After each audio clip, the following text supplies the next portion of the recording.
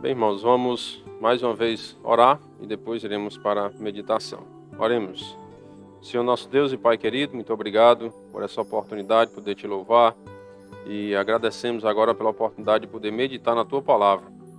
Pedimos a iluminação do Teu Santo Espírito, pela compreensão da Tua Palavra e também, ó Pai, pela submissão a ela, para que possamos aprender de maneira humilde e submissa e assim também ensinar a outras pessoas. Nós oramos agradecidos em nome do Teu Filho amado, nosso Senhor e Salvador Jesus Cristo. Amém.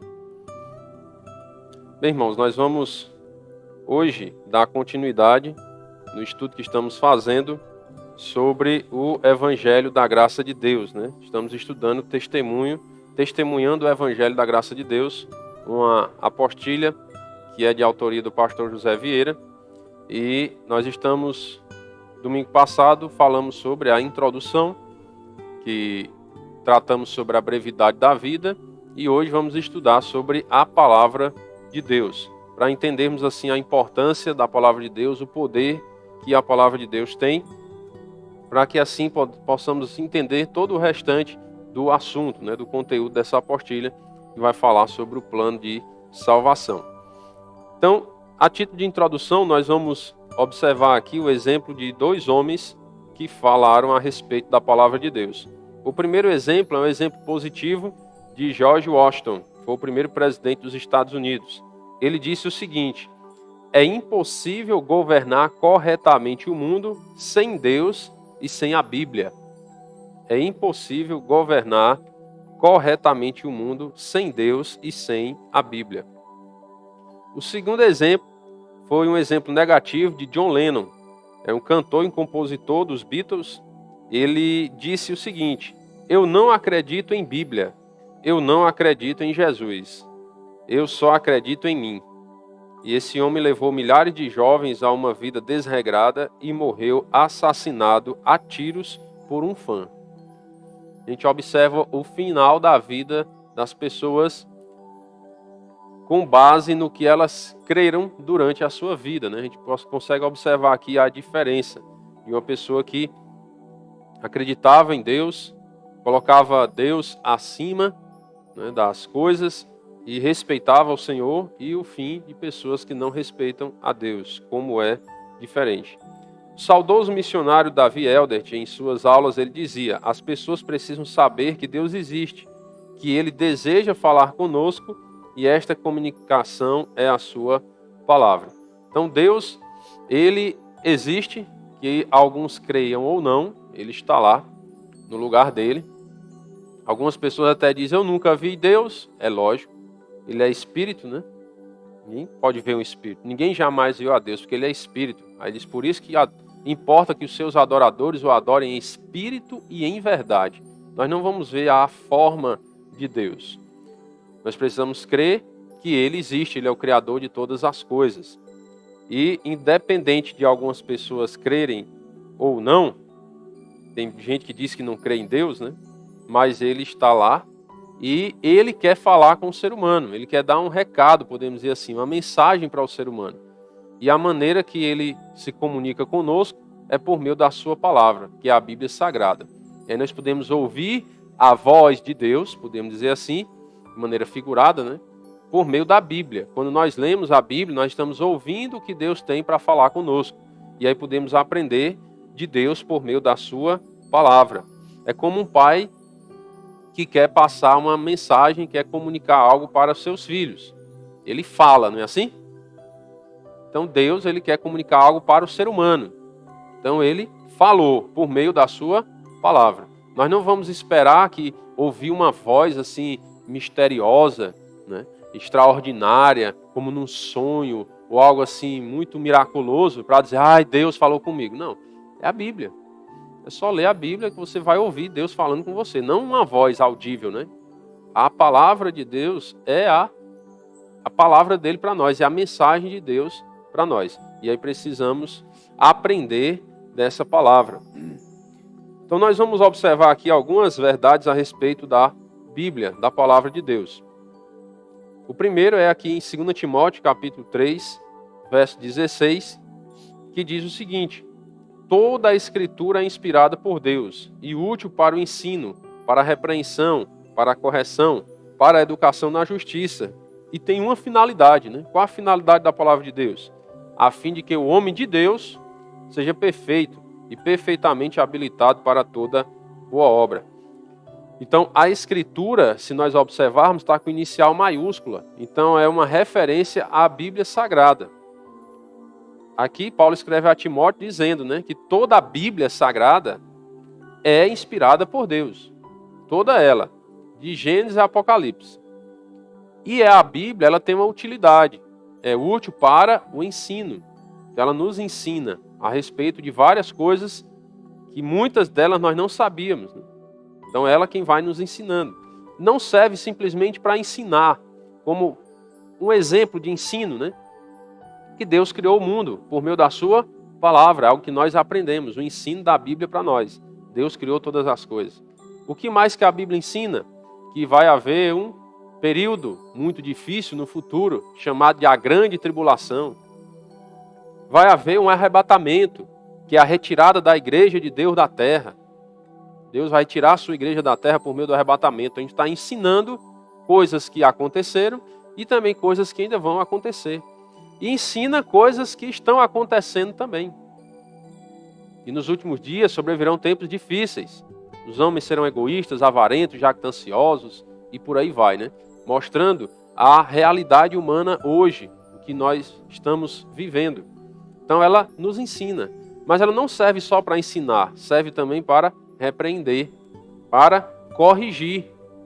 Ela nos repreende quando estamos errados, estamos estudando a Bíblia, e aí nós observamos, olha, isso não pode fazer, isso não é uma atitude de um cristão. O Filho de Deus não pode se comportar dessa forma.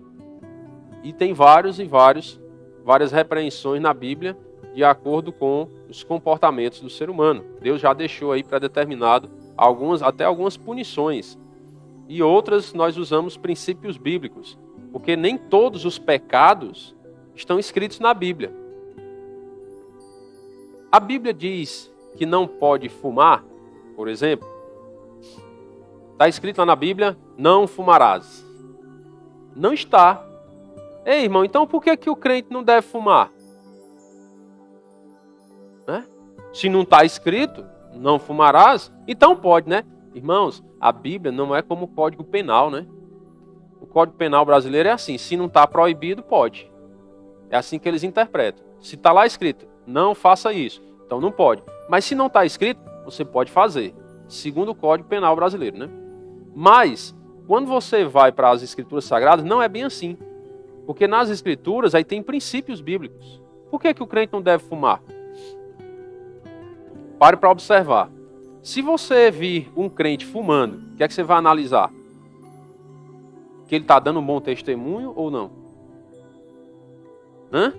Está dando um mau testemunho, né? Ou seja, a nossa cultura brasileira enxerga um crente fumante como uma aberração. Não pode um crente fumar. Eita, que mau testemunho. Tem gente que chega até a dizer, ele vai perder a salvação dele, né? A nossa cultura não aceita o crente fumar. Então por que nós não fumamos?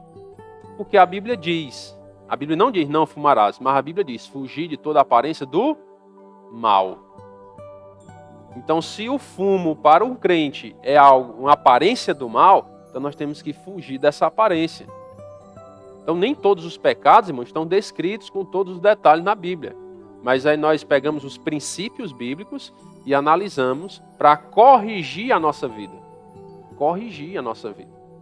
E aí não vamos estar fazendo determinadas coisas que vão produzir um mau testemunho para a sociedade. Ah, irmão, mas aí quem quiser achar ruim, que acha. Bom, aí você tem que ter cuidado, né? Porque a Bíblia diz, ai daquele que fizer tropeçar um desses pequeninos irmãos, né? Se o nosso procedimento está fazendo com que algum irmão tropece, ai de nós. Ai de nós. Então temos que rever tudo com base nos princípios bíblicos para depois não estar pecando. Tem até aquele texto que fala sobre comer carne, né? Se comer carne escandaliza teu irmão, o que é que tem que fazer? Coma mais, é? Não coma. Não come, irmão. Você vai morrer porque não está comendo carne? Se comer carne escandaliza teu irmão, então não coma. Até comer carne, a Bíblia recomenda, por amor, não coma, porque você vai escandalizar o irmão. Então deixa para lá, quando você estiver na presença dele, respeite. Imagine fumar, ou outros pecados mais, que não estão literalmente escritos na Bíblia, mas que têm princípios bíblicos que nós podemos utilizar para não cometer aqueles pecados. Então precisamos usar a palavra de Deus, aprendendo dela para repreender-nos, repreender a nós mesmos, corrigir a nossa vida. É para isso também que serve a Escritura. A Bíblia Sagrada não foi escrita só para responder às curiosidades do ser humano, não. Para nos repreender, nos corrigir. É tanto que às vezes tem dias que a gente vem para o culto, aí escuta uma mensagem, aí sai todo doído, né? Rapaz, essa mensagem de hoje, né? Foi muito agradável, não, né? Mas por quê? Porque está batendo no nosso pecado, irmãos. E aí, se nós temos algum erro na vida que precisa ser consertado, qual é o parâmetro que nós temos que seguir? É a Bíblia. Ela é o padrão. E aí precisamos ser repreendidos por ela. É melhor do que ser repreendido pelo mundo. Muito melhor. Porque Deus ele é misericordioso. Então ele nos dá o perdão quando nos arrependemos. E também serve para nos educar na justiça. Para aprendermos o senso de justiça certo. Para aprendermos com relação à salvação também, que é a justificação por meio de Cristo. E aí tudo com um propósito, né? Para que o homem de Deus, não somente do sexo masculino, mas é o ser humano, né? Homem e mulher, seja perfeito. Busquemos esse caminho, né, de perfeição e estejamos realmente habilitados para toda boa obra, para fazer o que agrada a Deus.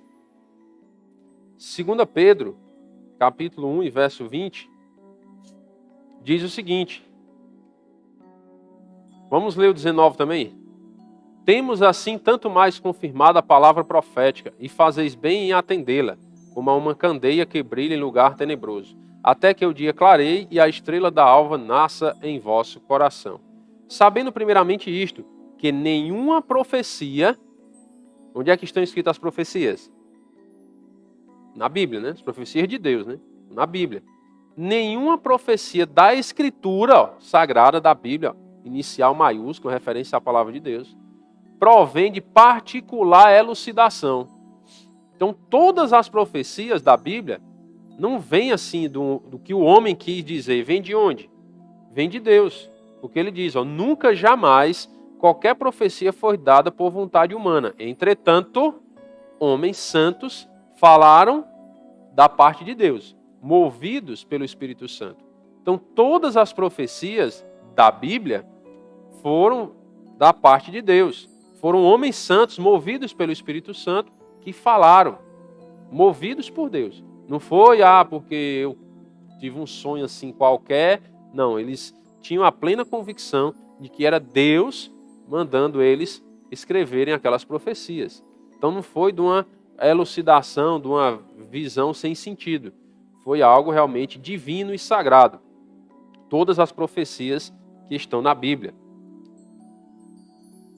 Evangelho de João, capítulo 17, verso 17, diz: santifica-os na verdade, a tua palavra é a verdade. A Bíblia Sagrada é a verdade e nós podemos confiar nela. Então ela pode ser o parâmetro para nós seguirmos a nossa vida.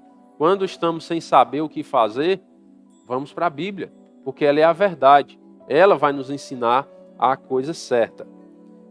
Salmo 119, verso 142, diz o seguinte: a tua justiça é justiça eterna. A tua lei, que é a Bíblia, é a própria verdade. A própria verdade é a palavra de Deus. E aí podemos confiar nessa palavra, porque ela é a verdade. O ser humano, irmãos, ele pode até mentir. Não deve, né? Mas pode acontecer dele mentir, dele inventar alguma coisa em benefício próprio, e aí pode inventar a história. Mas a Bíblia não. A Bíblia não mente. Por que a Bíblia não mente? Porque Deus não pode mentir. E Deus não é o autor da Bíblia? Não é? Deus não pode mentir. Então por isso que a Bíblia não mente. A Bíblia não mente por isso. E vamos observar alguns versículos que falam sobre essa veracidade de Deus, que Deus não pode mentir. Números 23, verso 19. Deus não é homem para que minta, nem filho do homem para que se arrependa. Porventura, tendo ele prometido, não o fará? Ou tendo falado, não o cumprirá? São perguntas com a resposta implícita. A resposta já está embutida no texto. Quando ele faz essa pergunta, tendo ele prometido, não o fará, é lógico que vai fazer. A resposta é essa. Ou tendo falado, não cumprirá, é lógico que vai cumprir. Deus vai cumprir tudo o que ele fala. Porque ele não é homem para que minta, nem filho do homem para que se arrependa. Deus não erra para que tenha que se arrepender do erro que cometeu. Ele não comete pecado. Nós é que nos arrependemos, porque nós pecamos contra Deus e aí precisamos nos arrepender. Mas Deus não peca. Então ele não é filho do homem para que se arrependa. Se arrepender de quê, se ele nunca pecou? E ele também não mente, ele fala sempre a verdade. Tito, capítulo 1, verso 2, diz o seguinte: na esperança da vida eterna, que o Deus que não pode mentir, prometeu antes dos tempos eternos. Deus, ele não pode mentir. Paulo, ele declara isso quando ele faz a saudação, né? Lá no início dessa carta que ele escreve a Tito. Paulo, servo de Deus e apóstolo de Jesus Cristo, para promover a fé que é dos eleitos de Deus e o pleno conhecimento da verdade, segundo a piedade, na esperança da vida eterna. Que o Deus que não pode mentir, prometeu antes dos tempos eternos. Então, vivemos nessa esperança. Por que vivemos nessa esperança da vida eterna? Porque Deus prometeu, antes dos tempos eternos, a vida eterna. E ele não pode mentir. Então ele prometeu, todo o que crê em Cristo tem a vida eterna. Se ele não pode mentir, então ele vai cumprir a sua palavra. Para que tenhamos a vida eterna, precisamos o quê? Crer no Senhor Jesus, porque foi o critério que Deus criou para termos essa vida eterna, para recebermos a salvação da nossa alma. Hebreus, capítulo 6, verso 18, diz... Vamos ler o 17, para entender melhor. Por isso, Deus, quando quis mostrar mais firmemente aos herdeiros da promessa a imutabilidade do seu propósito, se interpôs com juramento para que, mediante duas coisas imutáveis, nas quais é impossível que Deus minta. É impossível que Deus minta. Forte alento tenhamos nós que já corremos para o refúgio, a fim de lançar mão da esperança proposta. Então, nós que já corremos para esse refúgio, que já nos refugiamos em Deus, nós podemos ter esse alento, estar nessa esperança da vida eterna. Tranquilos, porque Deus, ele não pode mentir. E se ele prometeu a salvação a todo aquele que crê, ele vai cumprir isso. Vamos observar o Salmo 119, verso 105. Mostrando que a palavra de Deus, ela aponta o caminho correto que devemos seguir. Lâmpada para os meus pés é a tua palavra, e luz para os meus caminhos. Às vezes, irmão, nos encontramos em situações que não sabemos o caminho, a que caminho tomar, né? Qual caminho seguir, para onde vamos, o que vamos fazer, qual decisão vou tomar na minha vida. Palavra de Deus, irmãos. Lâmpada para os meus pés é a tua palavra. Quem é que clareia, ilumina os nossos caminhos, nossos pés? A palavra de Deus. Lâmpada para os meus pés é a tua palavra. É quem vai iluminar os caminhos que os meus pés vão seguir, vão traçar. E luz para os meus caminhos. A palavra de Deus é quem vai iluminar os nossos caminhos. Às vezes ficamos sem saber o que fazer. Problemas, doenças, dificuldade na família, problemas familiares, às vezes problema no casamento, criação de filhos, tantas outras coisas, no trabalho. E agora, o que farei? Bíblia. É a Bíblia, irmãos. Porque a palavra de Deus é a lâmpada para os nossos pés, é luz para os nossos caminhos. E digo mais, se nós não confiarmos na palavra de Deus para essas coisas, vai ficar muito mais difícil da gente resolver os problemas. Precisamos confiar na Bíblia, acreditar nisso. Às vezes podemos pensar assim, mas esses versículos nós conhecemos já, né? Será que estamos cumprindo? Porque o diferencial da Bíblia em nossas vidas, irmãos, não é só sabermos o que está escrito. Lembra do que estudamos pela manhã? Nós sabemos do mandamento. O problema não é a falta de conhecimento. O problema é a falta de obediência. Esse é o grande problema do ser humano. Ele até sabe das coisas. A nossa própria consciência, às vezes, nos acusa de muitos pecados. E nós acabamos cometendo ainda aqueles pecados que a própria consciência acusa e diz que é errado. Então o problema está na falta de conhecimento do que agrada a Deus? Não. O problema está na falta de obediência. E aí por isso precisamos aprender cada vez mais da Bíblia para aprendermos a confiar nela.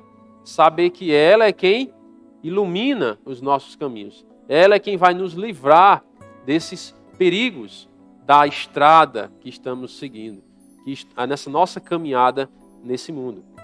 Lâmpada para os meus pés é a tua palavra e luz para os meus caminhos. Precisamos ter a convicção de que a palavra de Deus é o caminho, é a saída que nós temos para nos livrar dos problemas desse mundo. Não nos livrar de forma total, né? No sentido de pare de sofrer, mas nos livrar, que eu digo, no sentido de nós sabermos lidar com os problemas, com as dificuldades da vida.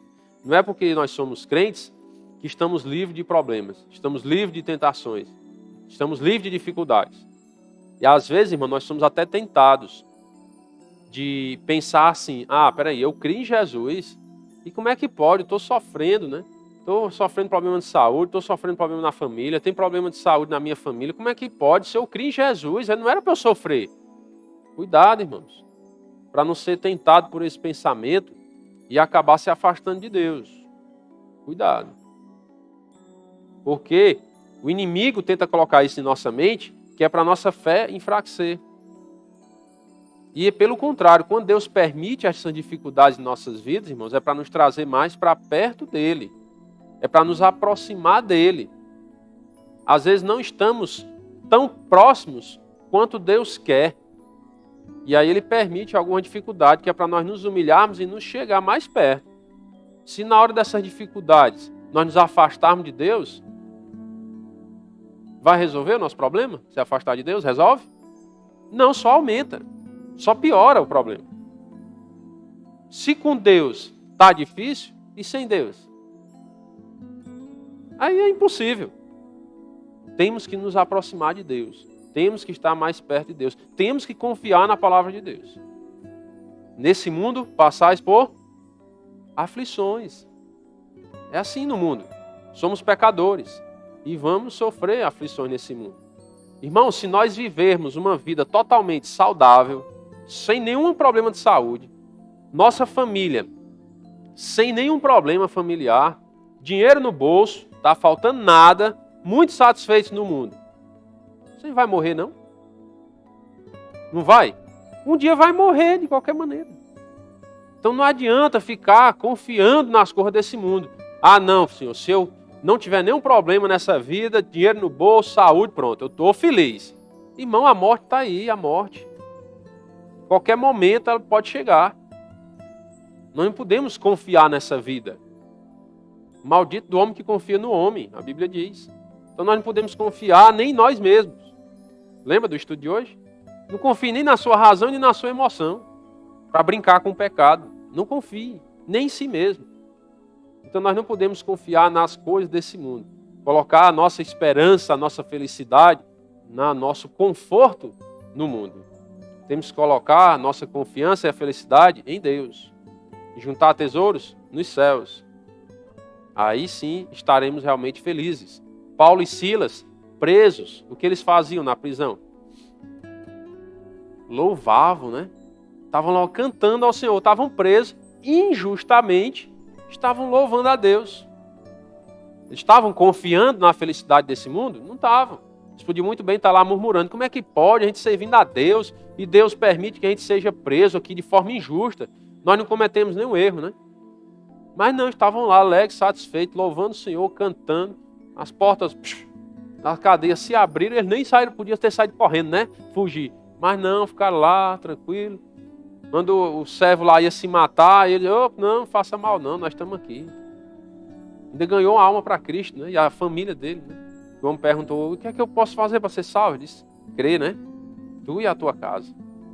Então, irmãos, nós devemos confiar na palavra de Deus. e não em nós, e não na nossa força, em poder ganhar recursos nesse mundo, ou de adquirir saúde, porque eu tenho que fazer isso, aquilo outro, porque se eu for saudável, aí eu estou feliz. Não é não, irmãos. A nossa felicidade tem que estar em Cristo, em estar bem com Deus. Se nós estivermos bem com Deus, aí não importa a situação, porque nós estamos sempre vislumbrando a eternidade, sempre pensando na eternidade. Por mais difícil que esteja a vida nesse mundo, mas estamos pensando na eternidade. E aí tá bom demais. Qualquer situação nesse mundo tá muito bom. Você vai morrer e tal. Graças a Deus. Beleza, né? Beleza. Vou sair do sofrimento desse mundo. Vou para a presença de Deus. Maravilha. É assim que o crente tem que pensar. Por quê? Porque ele confia nele? Não. É porque ele confia em Deus. É por isso que o crente deve pensar assim. Que ele confia em Deus, nas misericórdias do Senhor, na graça dele. Aí ele vive tranquilo. Diante das adversidades da vida, onde todo mundo está desesperado, sem saber o que fazer, o crente está ali, tranquilo. Calmo, sereno e tranquilo, não é? Confiando em Deus, esperando na providência do Senhor. João 5:39. A Bíblia diz o seguinte: examinais as Escrituras, porque julgais ter nelas a vida eterna, e são elas mesmas que testificam de mim. O Senhor Jesus, confrontando lá os religiosos da época, ele disse: olha, vocês examinam as Escrituras porque vocês julgam, vocês dizem que tem nelas a vida eterna, e realmente tem. São essas mesmas Escrituras, que é a palavra de Deus, que testifica de mim, testifica de Jesus, né? Então, isso mostra o quê? A importância de examinar as Escrituras. Porque na Escritura tem o quê? A vida eterna. Lá na Bíblia é que ensina sobre a vida eterna. Por isso precisamos aprender sobre a Bíblia, estudar a Bíblia, examinar as Escrituras. E tem, irmãos, um grande erro que a humanidade comete. Sabe qual é? Qual o grande erro da humanidade? Mateus 22:29. Respondeu-lhe Jesus: errais, não conhecendo as Escrituras, nem o poder de Deus. É um grande erro da humanidade não conhecer a palavra de Deus, não conhecer o poder de Deus. Como é que o ser humano vai conhecer o poder de Deus? É vendo um milagre acontecer, não, irmãos, porque naquela história lá do rico e Lázaro, na parábola, que um chama história, outro chama parábola, mas independente disso, lá na parábola do rico e Lázaro, o rico, ele pede a Abraão que faça o quê? Não, pai Abraão, manda Lázaro que vá à minha casa paterna, que eu tenho 5 irmãos, para que eles dê testemunho, para que eles não venham para esse lugar de tormento. E aí o pai Abraão diz o quê? Eles têm Moisés e os profetas, né? Eles têm a Bíblia. Ouçam-nos. Aí o rico insiste em: não, pai Abraão, se alguém dentre os mortos for ter com eles, arrepender-se-ão. Então o rico diz: não, se acontecer um milagre, se o morto ressuscitar, eles vão se arrepender. O pai Abraão diz o quê? É mesmo, né? Não. O pai Abraão disse: não. Se eles não ouvem Moisés e os profetas, que é a Bíblia, tão pouco se deixarão persuadir, ainda que alguém ressuscite dentre os mortos. Irmãos, nenhum milagre de um morto ressuscitar pode fazer com que a pessoa se converta. Então não é um milagre que vai fazer com que a pessoa conheça o poder de Deus. Não é um milagre, é a Bíblia. Está lá na parábola do rico e Lázaro. O pai Abraão diz: eles têm Moisés e os profetas. Eles têm a Bíblia. Ouça a Bíblia. Conheça as Escrituras. Mesmo que o morto ressuscite, não adianta nada. Se ele não crê nas Escrituras, eles não vão se arrepender. Ou seja, eles não vão conhecer o poder de Deus. Então esse é o grande erro da humanidade. É não conhecer a palavra de Deus. E nós, como crentes, devemos fazer o quê? Proclamar essa palavra, irmãos. Está ali cheio de folheto na mesa, ó. Ali é para os irmãos levarem mesmo. Não paga nada não, é de graça, viu? Você levar os folhetos e distribuir os folhetos. Porque lá tem versículos da palavra de Deus. Para que as pessoas conheçam a Bíblia. Que é o grande erro da humanidade. É não conhecer as Escrituras. É o grande erro. E nós temos essa missão de proclamar a palavra de Deus para as pessoas. Alguns de nós passamos 4 anos, ou 2 anos, dependendo da situação política do mundo, né, do Brasil, sem colocar um adesivo no carro ou na moto. Mas quando chega o período eleitoral, o que é que a gente faz? Bota um adesivozão lá do político, né? Bota o número do político, a foto, e lá. A gente passa 2 anos, vamos botar, né? Que é de eleição de presidente para de prefeito, 2 anos de diferença, né? Aí não bota um adesivo no carro com um versículo da palavra de Deus, para proclamar a Bíblia para as pessoas. Aí quando chega o período do político, tá lá o número do meu candidato lá no carro, ou na moto. Ou na parede da casa, né? Bota o número lá na casa. Irmãos, e o versículo da Bíblia? Não pode? Nesses 2 anos, não pode, não? Colocar lá na parede da casa um versículo. Não bota de um político? Bota um versículo bíblico. Lá no carro ou na moto não bota o número do político? Bota um versículo da Bíblia. Mas a gente não coloca, né? Mas do político tem que botar. Por quê? Por que a gente coloca a foto do político, o número do político e não põe o versículo da Bíblia? Por quê? Já pararam para pensar nisso? Porque a gente acredita, irmãos, que o político vai dar jeito no mundo, mas que a palavra de Deus não dá. Não é não? Implicitamente, o que é que se interpreta com isso? Que o político vai dar jeito, por isso que a gente levanta a bandeira e defende, né?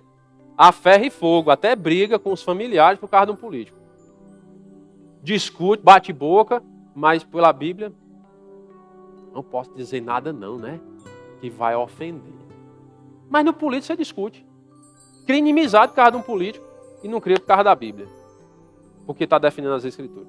Está certo, irmão, nesse procedimento cristão nosso? Analise se está certo. Se nós não estamos confiando mais nos homens desse mundo do que em Deus, do que na palavra de Deus. Ou você acha que a palavra de Deus não tem poder? Você colocar ali num carro, ou na sua casa, ou na moto, e onde você passar, encosta ali a moto ou o carro, alguém passa e lê aquele versículo, e ele pode ser tocado profundamente pelo Espírito Santo por meio daquele versículo. E nós podemos ser instrumentos de Deus nesse mundo dessa forma, irmão. Mas sabe qual é o nosso problema? Porque nós não conhecemos ainda o poder de Deus. Nós não acreditamos no poder da palavra de Deus. Nós não acreditamos. Antes de eu mandar pintar o carro, vocês lembram que tinha um versículo no vidro, né? Uma vez lá em Fortaleza, eu parei para abastecer o carro. Aí o bombeiro lá, né, o frentista do posto, abastecendo, aí ele olhou os versículos. Aí, o que é que significa isso aqui? Olha a porta. Olha a porta se abrindo, né? Para a evangelização. A oportunidade que Deus nos dá. E por que nós não fazemos isso? Não conhecemos o poder de Deus. Mas não confiamos que a Bíblia pode tocar na vida das pessoas. E aí foi uma porta. Pude evangelizar, falar do plano de salvação para o rapaz ali. Eu já estou em etazinho, porque eu não botei ainda, né? Mais versículo. Mas vou providenciar e vou colocar. Às vezes você está viajando e a pessoa está atrás de você no carro, estava lá vendo. Quando for botar um versículo no carro, bote, nem que seja um versículo pequeno, mas bote com uma letra grande, né? Que é para as pessoas enxergarem de longe. Não vai botar uma letrinha bem miudinha não, que você tem que botar uma lupa para enxergar não.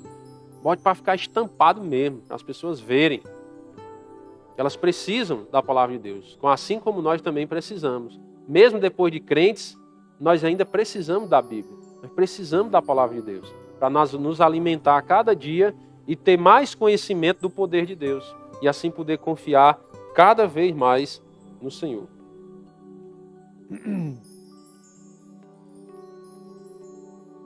Certa vez o apóstolo Paulo chegou em uma cidade e as pessoas examinaram cuidadosamente a palavra de Deus. Em Atos, capítulo 17, verso 10. Diz o seguinte: E logo durante a noite os irmãos enviaram Paulo e Silas para Bereia. Ali chegados, dirigiram-se à sinagoga dos judeus. A sinagoga era a igreja dos judeus, né?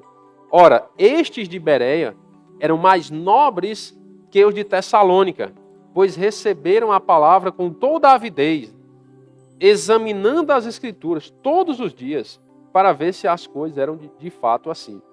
Irmãos, esse versículo é muito importante. Como é que a Bíblia enxerga a nobreza de uma pessoa, ou de uma comunidade, ou de um povo? A nobreza. O que é que significa nobreza? Tem a ideia de quê? Importância, não é assim? A pessoa é nobre, ou seja, ela é importante, é uma pessoa destacada na sociedade, não é? Como é que Deus considera as pessoas como importantes? É pelos recursos? Quanto mais dinheiro tem, mais nobre é?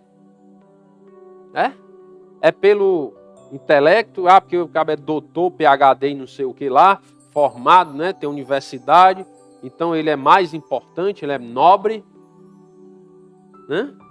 Não. Olha o que é que diz a Bíblia, vou ler de novo. Estes de Bereia eram mais nobres. Eles eram mais nobres, tinham uma relevância maior, vamos dizer assim, né? Uma importância maior do que os de Tessalônica. Por quê? Tinham mais dinheiro? Não. Porque eles receberam a palavra de Deus com toda a avidez. Receberam a palavra de Deus. E não somente isso, mas eles examinavam as Escrituras todos os dias. Para quê? Para ver se as coisas eram de fato assim. Então eles tinham cuidado em examinar a palavra de Deus. Não eram pessoas desleixadas com relação à Bíblia. Não, eu ouvi falar. Eu já ouvi gente dizendo assim, ó. Pessoa diz um ditado popular, né? Aí diz, estava na Bíblia, não estava? Então o conhecimento medonho, né? Diz um ditado popular aí, acha que está na Bíblia. Não está examinando, irmãos, cuidadosamente, todos os dias, para ver se as coisas são de fato assim. Tem muitos ditados populares que nem embasamento bíblico tem. Tem alguns que até tem, né? Mas tem uns que nem embasamento bíblico tem. Tem uns que são até demoníacos. Tem uns ditados populares que são demoníacos. Tem nada a ver com a Bíblia. É contrário às Escrituras. E aí a pessoa às vezes cita um ditado popular e está na Bíblia, né? Cuidado, que a nobreza de um povo depende do quanto de conhecimento e interesse pela palavra de Deus esse povo tem. É assim que Deus avalia a nobreza de um povo. Com isso, muitos deles creram, mulheres gregas de alta posição e não poucos homens. Então as pessoas, quando elas buscam o conhecimento da palavra de Deus, elas tendem à salvação, de conhecer o poder de Deus. E assim se chegam para o Senhor. Romanos, capítulo 10, verso 17, olha a importância da palavra de Deus. Por que a palavra de Deus é importante? Também, né? Afora todas as outras coisas que já citamos. A salvação vem por meio dela também. Assim a fé vem pela pregação. E a pregação pela palavra de Cristo. Então a fé, para nós crermos em Deus, veio por meio de quê? Da pregação. Ao ouvirmos a pregação, ouvirmos a palavra de Deus, e aí conseguimos crer no Senhor Jesus Cristo. Por quê? Porque Ele nos deu dessa fé que veio por meio da pregação, por meio da palavra de Deus. Então, irmãos, nós precisamos entender isso, né? Que Deus, Ele quer se comunicar com o povo, Ele quer a salvação do povo, e o instrumento dele é a Bíblia, é a palavra de Deus. Assim ele pode chegar até o ser humano, porque a fé vem pela pregação. E aí o ser humano pode alcançar a salvação. Então a nossa missão nesse mundo, irmãos, se ainda estamos aqui, já cremos no Senhor Jesus, é proclamarmos essa palavra. Nós não precisamos fazer teologia ou ser grandes pregadores, não. Nós precisamos é ter a disposição de compartilhar a Bíblia com as pessoas. Se você não sabe pregar, não tem problema. Distribua a palavra de Deus. Está ali os folhetos. Ó. Faça um propósito. Pai, todo culto que eu vier, eu vou levar 5 folhetos. Eu vou distribuir para 5 pessoas. Ou vou levar 10. Ou vou levar 1. Leve algum e entregue para alguém. Porque você está fazendo essa missão, né? Cumprindo essa missão. Lembra do cântico? Minha é a missão. Tua é a missão. É a nossa missão. É proclamar o evangelho da salvação para as pessoas. É a palavra de Deus que nós temos que compartilhar. Porque ela é o poder de Deus. O evangelho é o poder de Deus para a salvação de todo aquele que crê. Amém? Vamos orar. Senhor nosso Deus e Pai amado, muito obrigado pela Tua palavra, Senhor, que é viva e eficaz, ela fala aos nossos corações, ela é o poder do Senhor para a salvação, Pai. Pedimos ao Senhor sabedoria cada dia para proclamarmos a Tua palavra com intrepidez, com coragem, não procurando confusões, discórdias, discussões sem sentido, mas com amor, com misericórdia e com gratidão nos nossos corações pelo que o Senhor já fez por nós, podermos compartilhar dessa palavra com outras pessoas, para que elas possam conhecer do Teu amor, da Tua graça, do Teu perdão. Pedimos as bênçãos do Senhor pela noite, um bom descanso e a proteção do Senhor a todos e um bom retorno aos seus lares. Nós oramos agradecidos em nome do Teu Filho amado, nosso Senhor e Salvador Jesus Cristo. Amém. Irmãos, uma boa noite a todos, que Deus os abençoe.